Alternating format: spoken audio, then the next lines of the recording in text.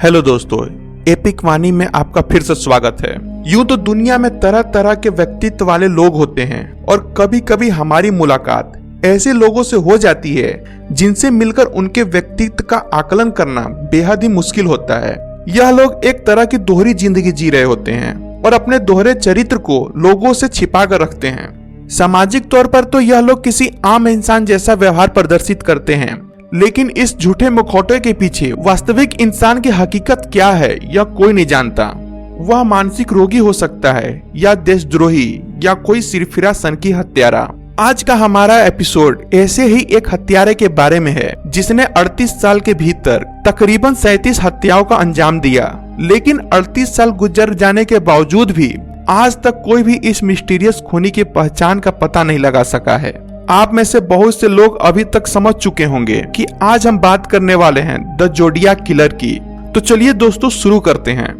20 दिसंबर 1968 में वेलेहो कैलिफोर्निया का एक कपल इस खौफनाक हत्यारे का पहला शिकार बना था। इन दोनों विक्टिम का नाम था डेविड फेरर और पेटी जॉनसन। यह दोनों एक कार पार्किंग में अपनी कार में बैठे थे, तभी एक अनजान चेहरे ने गाड़ी के पास आते ही डेविड फेरर को गोली मार दी और जब पेटी ने वहां से भागने की कोशिश की तो उसको पीछे से 5 गोली मारी गई। बस इसी घटना के बाद से सिलसिलेवार और बेहद मिस्टीरियस तरह के मौतों का सफर शुरू हो गया, जिसे आज भी मॉडर्न हिस्ट्री का सबसे बड़ी मर्डर मिस्ट्री में से एक माना जाता है। इस कातिल की खास बात यह थी कि यह अगले मर्डर से पहले पुलिस को इन मर्डर के बारे में चेतावनी दे देता था, लेकिन फर्क सिर्फ इतना था कि यह चेतावनी सिर्फ लेटर के माध्यम से पहुंचती थी और इन लेटर्स को एक बेहद ही सदी हुई इनक्रिप्टेड कोड में लिखा गया था जिसे डिकोड करना बेहद ही मुश्किल था। इसके अलावा यह हत्यारा फोन कॉल्स और पजल के माध्यम से भी पुलिस तक अपने अगले कत्ल की जानकारी पहुंचा देता था। इन सब बातों से एक बात तो साफ थी कि यह कातिल बेहद ही शातिर और जीनियस लेवल का प्रतिभा का स्वामी था। 4 जुलाई 1970 में पेलेवो पुलिस डिपार्टमेंट में एक फोन कॉल आया। फोन पर बात करने वाले व्यक्ति ने यह खुलासा किया कि उसने डार्लिंग फेरिंग नाम की एक महिला का कत्ल किया है और माइक मेजी को मारने की कोशिश भी की है।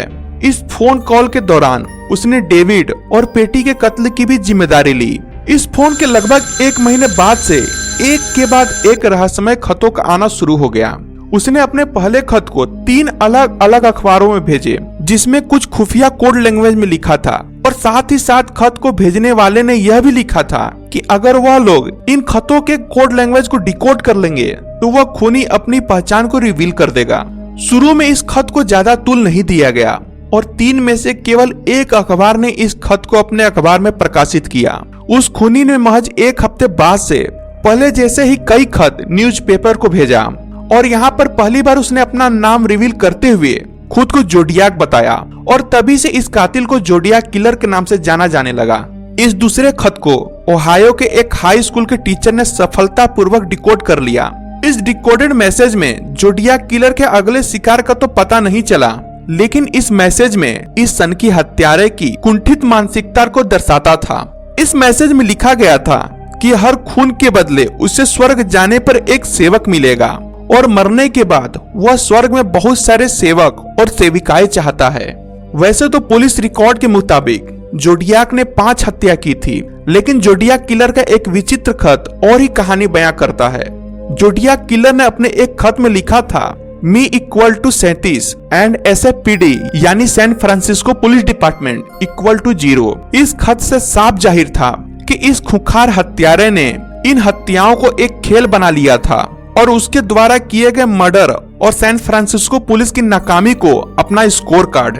इस खत की एक विशेष बात और थी कि इस खत को लिखने के लिए जोडियाक ने किसी कागज का नहीं बल्कि अपने शिकार के शर्ट के टुकड़े का इस्तेमाल किया था। इसके 1 महीने बाद एक और कपल को इस सनकी हत्यारे ने अपना शिकार बनाया और इस बार बंदूक के बजाय चाकू से गोद गोद कर इस कपल की हत्या कर दी गई। इन हत्याओं के साथ साथ जोडियाक के खतों का सिलसिला भी चलता जा रहा था। अपने कुछ अंतिम खतों में उसने स्कूल और स्कूल बसों को बम से उड़ाने की धमकी भी दी थी, लेकिन 8 जुलाई 1974 में अचानक इन खतों का आना एकदम से बंद हो गया। पुलिस ने लगभग 2000 लोगों को शक के नाम पर गिरफ्तार किया, लेकिन असली जोडियाक किलर तक वह कभी नहीं पहुंच पाई। यूं तो पुलिस के पास जोडियाक किलर की उंगलियों के निशान, कुछ चश्मदीद गवाहों के बयान और ऐसे कई सबूत मौजूद थे, लेकिन फिर भी इस बेहद शातिर हत्यारों को पकड़ने की सारी कोशिश नाकाम रही। सभी को लगने लगा था कि जोडियाक किलर का आतंक अब खत्म हो चुका है, लेकिन उस आखिरी खत के लगभग 4 साल बाद यानी मई 1978 में चैनल 9 नाम के एक मीडिया हाउस को इस हत्यारे का एक और रहस्यमय खत मिला, जिससे पूरे सैन फ्रांसिस्को में हड़कंप सा मच गया। इस खत में लिखा था, डियर चैनल 9, मैं जोडियाक बोल रहा हूँ। अगले 3 हफ्तों में अंततः तुम्हें कुछ अच्छा छापने को मिलेगा, क्योंकि मैं अगले 3 हफ्तों में 5 लोगों को मारने वाला हूँ। मैंने फिर से कत्ल करने का फैसला कर लिया है। और इस खत के आखिरी शब्द थे, सी यू इन द न्यूज।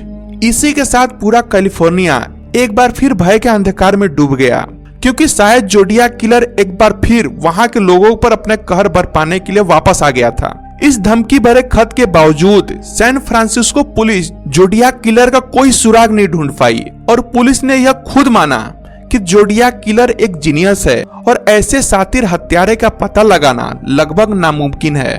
लेकिन आपको क्या लगता है, क्या जोडियाक किलर कोई मानसिक रोगी था, या कोई स्प्लिट पर्सनालिटी, या कोई सरफिरा खूनी? आप हमें कमेंट बॉक्स में जरूर बताएं। तो दोस्तों, आज के वीडियो में केवल इतना ही। अगर आपको आज का हमारा वीडियो पसंद आया हो तो वीडियो को लाइक करिए, और चैनल पर नए हैं तो चैनल को सब्सक्राइब कर एपिक वाणी फैमिली का हिस्सा बने।